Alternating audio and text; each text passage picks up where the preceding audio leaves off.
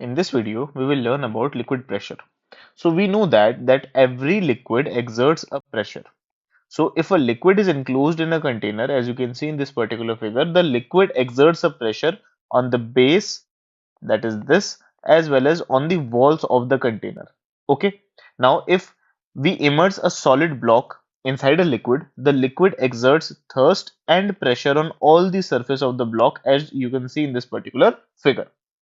So liquid pressure at a point is defined as the thrust due to the liquid column acting on the unit area. So pressure is nothing but thrust divided by area.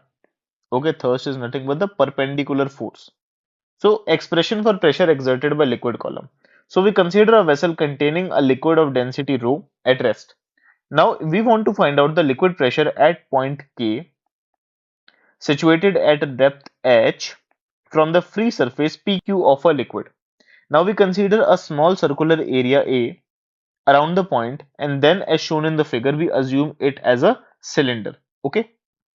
Now we can say that a thrust F acts on the surface in downward direction whose magnitude is equal to the weight of the liquid column contained in the cylinder of the cross section area A and height h. Okay. So we can say that thrust, that is F, is equal to the weight of liquid in cylinder, right? Now we know that force will be equal to the weight, that is m into g, right? Now we can see that mass is equal to density into volume. Okay, we know this fact. So finally the thrust force will be equal to volume of the liquid in the cylinder into density of the liquid into gravitational acceleration. Now we know that volume can be equal to area into height, right? We know the area, we know the height, we know the density. Also, we know that gravitational acceleration g is equal to 10 meter per second square, or to be precise, 9.8 meter per second square. So finally, the thrust would be equal to mg, that would be equal to volume into density into gravitational acceleration, or I can say area into height into density into gravitational acceleration. So the pressure would be equal to thrust upon area, that is equal to H rho G. Okay. Now, thus we can say that liquid pressure at a point inside a liquid column is given by the product of height of the liquid column above that point, density of the liquid, and acceleration due to gravity G. So pressure is finally equal to H rho G.